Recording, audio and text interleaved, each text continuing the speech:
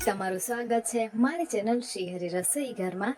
આજે આપણે બનાવીશું માત્ર 3 ખાસ અને સ્પેશિયલ ટ્રિક્સ અથવા તો ટિપ્સ સાથે કાંદા ભજીયા। વરસાદની અંદર ખાવાની મજા પડી જાય તેવા 100% ક્રિસ્પી અને કુરકુરા કાંદા ભજીયા। જ્યારે પણ આપણે ઘરે કાંદા ભજીયા બનાવતા હોઈએ છીએ ત્યારે ક્રિસ્પી અને બારેથી કલર આપણો ગોલ્ડન બ્રાઉન નથી આવતો હોતો, બાર જેવા બની અને રેડી નથી થતા હોતા। તો હું માત્ર તમારી સાથે 3 ટિપ્સ શેર કરીશ અને મારી આ રીત સાથે તમે ઘરે કાંદા ભજીયા બનાવી અને ટ્રાય કરજો। સુપર ક્રિસ્પી ટેસ્ટી એવા બહારથી પણ ચોખ્ખા આપણા ઘરે જ કાંદા ભજીયા બની અને રેડી થઈ જશે। આ રીમઝીમ વરસાદની અંદર સુપર ક્રિસ્પી ગોલ્ડન બ્રાઉન એવા કાંદા ભજીયાની રેસીપી બનાવવાનું શરૂ કરીએ। તેની સાથે જ આવી સરળ અને ટેસ્ટી રેસીપીના વિડીયોઝ તમને જો પસંદ આવતા હોય તો મારી ચેનલ શ્રીહરી રસોઈ ઘરને સબસ્ક્રાઈબ કરજો। તેની સાથે જ મારા વિડીયોઝને શેર કરવાનું ભૂલશો નહીં। તો ચાલો રેસીપી શરૂ કરીએ।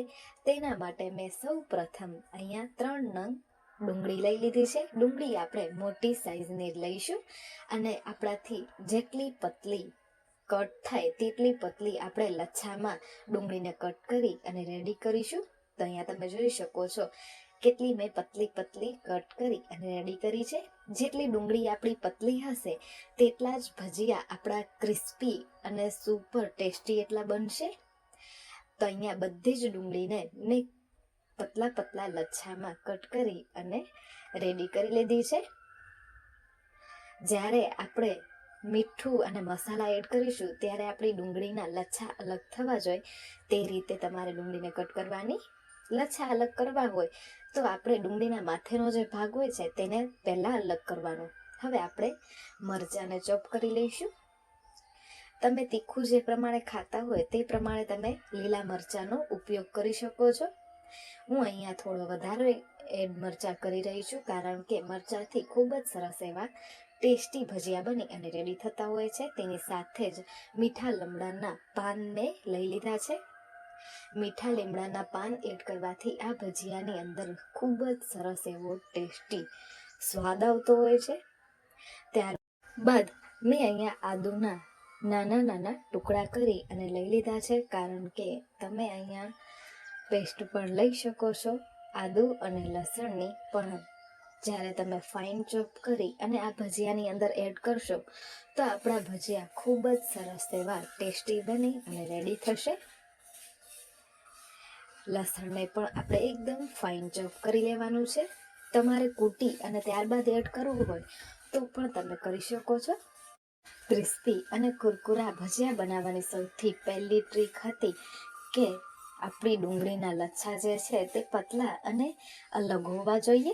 હવે આપણે એક બાઉલની અંદર ડુંગળીને એડ કરી દઈશું। તો આ સ્ટેજ ઉપર તમને ક્યાંય પણ ડુંગળીનો ભાગ એવો લાગે કે મોટો રહી ગયો છે અથવા તો જાડો છે તો તમારે તેને અલગ કરી લેવાનો। હવે આપણે તેની અંદર કશ્મીરી લાલ મરચું પાવડર એડ કરીશું। તમારે તીખા ભજીયા બનાવવા હોય તો તમે તીખું મરચું પણ એડ કરી શકો છો। તેની સાથે જ સ્વાદ પ્રમાણે મીઠું એડ કરી દઈશું। મીઠું એડ કર્યા બાદ આપણે ડુંગળીને સારી રીતે મિક્સ કરી લઈશું બંને હાથ વડે, જેનાથી ડુંગળીના બધા જ લચ્છા જે છે તે અલગ થઈ જશે। તો ડુંગળીનું પાણી જે છે તે આપણે અલગ કરવું ખૂબ જ જરૂરી છે। ઘણી વખત ડુંગળી ભજીયા બનાવીએ ત્યારે ડુંગળીના અંદરનું પાણી અલગ થતું હોય છે, તેના લીધે આપણા ક્રિસ્પી એવા નથી બનતા। તો હવે આપણે રહેવા દઈશું ડુંગળીનું પાણી અલગ થાય ત્યાં સુધી, અને જ્યાં સુધી આપણી ડુંગળીનું પાણી અલગ થઈ રહ્યું છે ત્યાં સુધીમાં આપણે ભજીયા સાથે ખાવાની મજા પડી જાય તેવી ચટપટી ચટણી બનાવી લઈએ। તેના માટે સૌ પ્રથમ મેં અહીંયા ધાણા એડ કરી દીધા છે મિક્સર જારની અંદર। ત્યારબાદ મેં અહીંયા 2 નંગ મોરા અને 1 નંગ તીખું મરચું લઈ લીધું છે। તમારે તીખું જે પ્રમાણે જોઈતું હોય તે પ્રમાણે તમારે મરચાં એડ કરવાના રહેશે। ત્યારબાદ મેં તેની અંદર લીંબુનો રસ, સ્વાદ પ્રમાણે મીઠું અને ખાંડનું પ્રમાણ થોડું વધારે રાખ્યું છે, જેનાથી ભજીયા સાથે આ ચટણી ખાવામાં ખૂબ જ સરસ લાગતી હોય છે। હવે આપણે બધી ચટણી ફાઇન એવી પીસાય તેના માટે થોડુંક પાણી એડ કરી દઈશું। પાણી એડ કર્યા બાદ આપણે ચટણીને સરસ એવી મિક્સર ગ્રાઇન્ડરની અંદર ગ્રાઇન્ડ કરી લઈશું. તો અહીંયા આપણી ચટણી બની અને રેડી થઈ ગઈ છે. તેને એક બાઉલમાં આપણે એડ કરી દઈશું.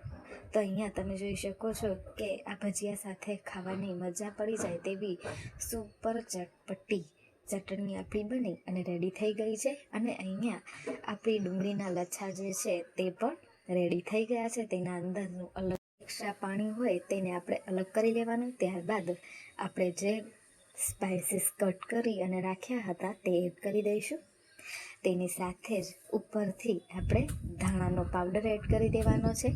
શેકેલા જીરા પાવડર એડ કરી દઈશું. તમારી પાસે અવેલેબલ ન હોય તો તમે ધાણા જીરું પણ એડ કરી શકો છો અને વાટીને પણ એડ કરી શકો છો.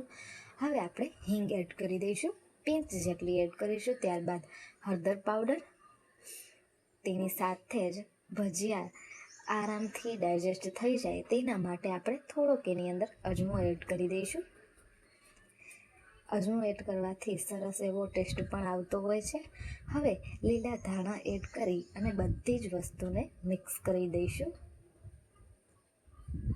તો અહીંયા તમે જોઈ શકો છો કે આપણા લચ્છા જે છે તે કેવા કોરા અને છૂટા છૂટા દેખાઈ રહ્યા છે. બસ આટલું તમે ભજીયા બનાવતી વખતે કરી લીધું તો તમારા સુપર ક્રિસ્પી જ ભજીયા બની અને રેડી થશે. થોડોક શૂટ નહોતું થયું તેના માટે મેં પહેલાંથી જ 4 ચમચી ભરી અને ચણાનો લોટ, તેની સાથે જ 2 ચમચી ભરી અને ચોખાનો લોટ એડ કર્યો છે અને સારી રીતે મિક્સ કરી લીધું હતું. ત્યારબાદ તમે જોઈ શકો છો કે આપણે સુપર ક્રિસ્પી એવા ભજીયા બને તેના માટે 1 ચમચો ભરી અને મેં ગરમ તેલ એડ કર્યું છે. ગરમ તેલનો જ ઉપયોગ કરવો. તો અહીંયા આપણી 3 ટ્રીક મેં તમને કીધી હતી તેમાંથી બીજી જે છે તે ચોખાનો લોટ એડ કરવાનો અને ત્રીજી ગરમ તેલ એડ કરવાનું બેટરની અંદર. તો હવે આપણે ગરમ તેલની અંદર ભજીયાને એડ કરતા જઈશું.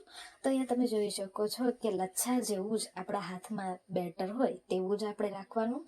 તો જ્યારે તમે તળતા હોય ત્યારે એ સ્ટેજ ઉપર તમને એવું લાગે કે થોડાક આપણું બેટર જેવું થઈ ગયું છે તો તેની અંદર ઉપરથી તમે ચોખાનો લોટ પણ એડ કરી શકો છો. કડાઈની અંદર જેટલા ભજીયા સમાય તેટલા તમારે એડ કરવાના. ખૂબ જ સરળ છે. માત્ર 3 ટ્રિક્સ. પહેલી કે આપણી ડુંગળીના લચ્છા પતલા હોવા જોઈએ. બીજી 2 ચમચી ચોખાનો લોટ એડ કરવાનો અને ત્રીજી જે છે તે બેટર તૈયાર થાય એટલે તેની અંદર ગરમ તેલ એડ કરવાનું. માત્ર તમે આ 3 વસ્તુ કરી લીધી તો તમારા ભજીયા હંમેશા ક્રિસ્પી અને કુરકુરા બનશે. તેની સાથે જ જ્યારે થોડા ગોલ્ડન એવા આપણા ભજીયા થાય ત્યારે જ આપણે ચમચા વડે તેની સાઇડ્સને ચેન્જ કરવાની. તો બધી જ સાઈડથી ક્રિસ્પી ગોલ્ડન બ્રાઉન એવા થઈ જાય ત્યારબાદ આપણે તેને એક વાસણની અંદર એડ કરતા જઈશું. તો ખૂબ જ સરળ છે ભજીયા બનાવવા. એક વખત ઘરે મારી આ જ રેસિપી સાથે કાંદા ભજીયા બનાવી અને ટ્રાય કરજો. સેમ પ્રોસેસથી જ આપણે બધા જ બેચીસ રેડી કરી લઈશું. એક બેચ તો બનતા જ પૂરો થઈ ગયો હતો. તેના ઉપરથી જ તમને ખબર પડતી હશે કે કેટલા સુપર ટેસ્ટી ભજીયા બની અને રેડી થયા હશે. વચ્ચે થોડોક વિડીયો શૂટ નહોતો થયો તેના માટે લોટ એડ કરવાની પ્રોસેસ મેં તમને નથી બતાવી, પણ મેં જે તમને માપ કીધું તે માપથી જ 4 ચમચી ભરી અને ચણાનો લોટ અને 2 ચમચી ભરી ચોખાનો લોટ એડ કરશો તો તમારું બેટર જે છે તે બની અને રેડી થઈ જશે. સેમ પ્રોસેસથી બધા જ ભજીયા આપણે તળી અને રેડી કરી લઈશું. તો અહીંયા તમે જોઈ શકો છો સુપર ક્રિસ્પી આપણા કાંદા ભજીયા બની અને રેડી થઈ ગયા છે. તેને ડુંગળીના લચ્છા અને રેડી કરેલી ગ્રીન ચટણી સાથે ગરમા ગરમ સર્વ કરો. આ વરસાદી માહોલમાં સુપર ક્રિસ્પી એવા કાંદાના ભજીયા ખાવાની ખૂબ જ મજા પડી જશે. એક વખત મારી આ રેસિપીથી ઘરે જરૂરથી ટ્રાય કરજો. તેની સાથે જ આજ માટે આટલું જ. ફરી મળીશું નવી રેસિપી સાથે.